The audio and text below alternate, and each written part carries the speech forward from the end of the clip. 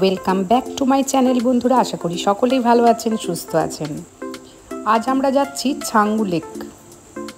Weather আজকে বড্ড খারাপ, বৃষ্টি পড়ছে, ঠান্ডাও পড়েছে প্রচণ্ড।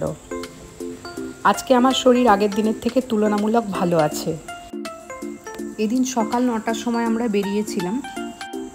নাথুলা এবং বাবা মন্দিরে যাওয়ার জন্য আমরা পারমিশন পেয়ে গেছি, কিন্তু জানি না গাড়ি যেতে দেবে কিনা। আজ ওয়েদার বড্ড খারাপ, বৃষ্টি পড়ছে, বরফও পড়ছে। ছাঙ্গু লেকে আমরা বরফ দেখতে পাবো ঠিকই, কিন্তু নাথুলা বা বাবা মন্দির যাব কি না এ বিষয়ে আমাদের একটা সংশয় ছিল। গাড়ির ড্রাইভার বলছিল তাড়াতাড়ি যাওয়ার জন্য, কারণ বেশি দেরি হয়ে গেলে জ্যাম লেগে যেতে পারে, আর তাহলে পৌঁছতে দেরি হবে, আর পৌঁছতে দেরি হলে আবার ফিরতেও দেরি হবে। চারিদিকে দেখুন রাস্তার পাশে পাশে কত বরফ। আজকে আমার অতটা কষ্ট হয়নি। জ্যাকেট পরেও প্রচণ্ড শীত করছিল, তো ড্রাইভার একটা দোকানে দাঁড় করালো, সেখানে জ্যাকেট ভাড়া পাওয়া যায় আর জুতো ভাড়া পাওয়া যায়। তো আমরা সবাই জ্যাকেট জুতো নিয়ে নিলাম, কারণ ঠান্ডা খুবই। দুটো জ্যাকেট পরে নিয়েছি। আমি একটু শীত কাতুরেই আছি, কিন্তু যারা নেয়নি তারা কিন্তু শীতে খুব কষ্ট পাচ্ছিল। মানে ছাঙ্গুতে গিয়ে আর ওরা দাঁড়াতেই পারেনি।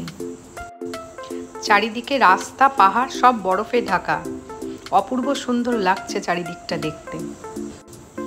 বাবা মন্দিরের অনেক গল্প শুনেছি, কিন্তু অবশেষে আমরা কিন্তু আর যেতে পারলাম না, কারণ আমাদের আর পারমিশন দিল না। ছাঙ্গু লেকের ওখানেই গাড়ি আটকে দিল, কোনো গাড়িকেই আর যেতে দিচ্ছিল না। বলছিল রাস্তা বরফে আটকে গেছে আর ওই দিকে যাওয়া যাবে না। নাথুলা পাস আর বাবা মন্দির দেখার জন্য একটা আক্ষেপ রয়ে গেল, আর এই জন্য মনে হচ্ছিল যে গ্যাংটক আবার যেতে হবে।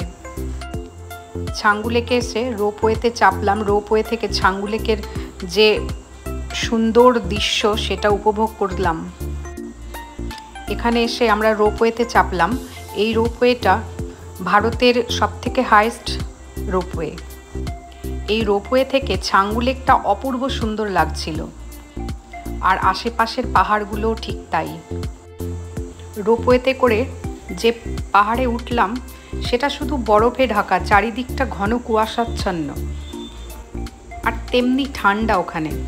আর এখানে চমড়ি গাইগুলোকে বেশ সুসজ্জিত করে চমড়ি গায়ের পিঠে চাপানো হচ্ছে।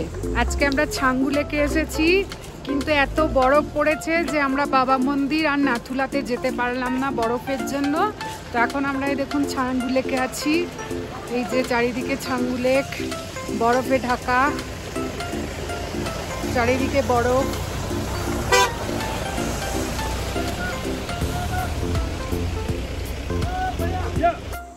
এই যে আমার লোকটি রোপওয়ে থেকে কি কি ভিউ পয়েন্ট আছে সেগুলো ভালোভাবে দেখে নিচ্ছে। আপনারাও দেখে নিন কি কি দেখতে পাওয়া যাবে, কিন্তু কিছুই দেখতে পাইনি ঘন কুয়াশার জন্য। আমাদের সঙ্গে ছিল আমাদের পাড়ারই এক দিদি, ভগবতী দি।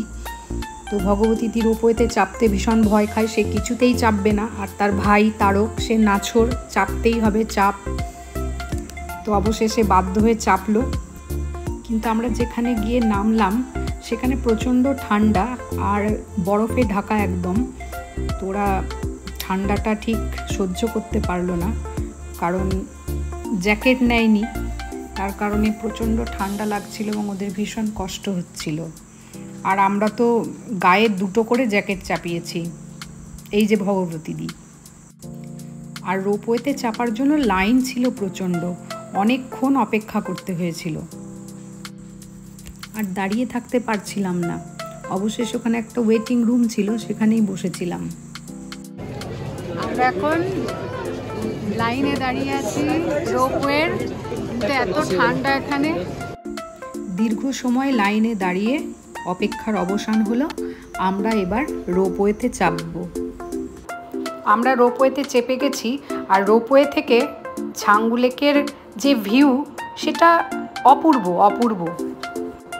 চলুন ছাঙ্গু লেকে সেই অপূর্ব দৃশ্য আমরা একটু উপভোগ করি। উফ, কি দারুণ, কি দারুণ দৃশ্য।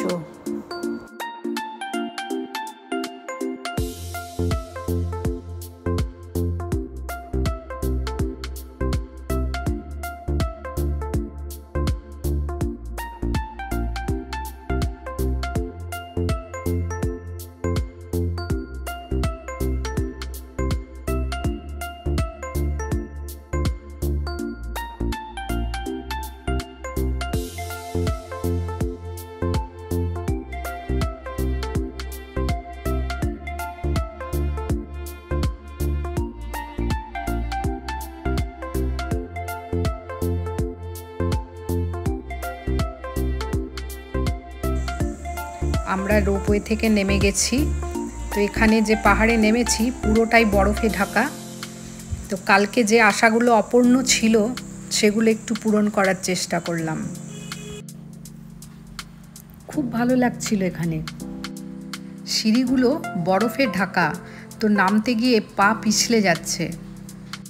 সুবীর একদমই ছবি তুলতে চায় না, ওকে জোর করে তোলাতে হয়।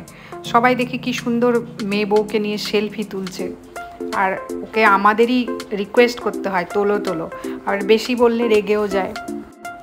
কিন্তু এই মুহূর্তগুলোকে চিরস্মরণীয় করে রাখবার জন্য ছবি তোলাটা কিন্তু মাস্ট চাই।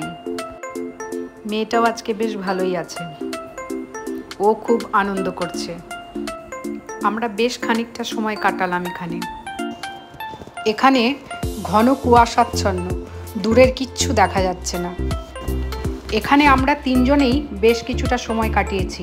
আমাদের গাড়ির অন্যান্য যে সহযাত্রীরা ছিল তারা এখানে থাকতে পারেনি ঠান্ডার জন্য, আর আরেকটা গাড়ি যে ছিল সেই গাড়ির যাত্রীরা তারা নিচ থেকেই আবার হোটেলে ফিরে গেছে। যাদের হিল সিকনেস হয় বা হয়েছে তারাই এই সমস্যার কথা বুঝতে পারবেন। আর আমাদের এই সমস্যার কথা শুনে অনেকেই অবাক হচ্ছেন, কিন্তু যাদের হয়েছে তারা আবার বুঝতে পারছেন, তারা আবার বলছেন যে হ্যাঁ আমাদেরও এরকমটা হয়েছিল।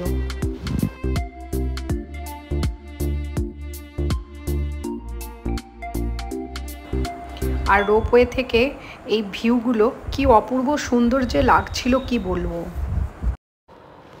তুষারাবৃত পাহাড়গুলো সাদা লাগছে দেখতে একদম। সব দিন নাকি এত বরফ থাকে না এই সময়টা।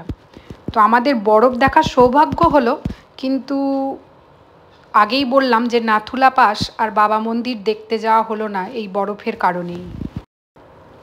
আরেকজন যে সব থেকে এনজয় করেছে সে হচ্ছে তারকের বউ পলি।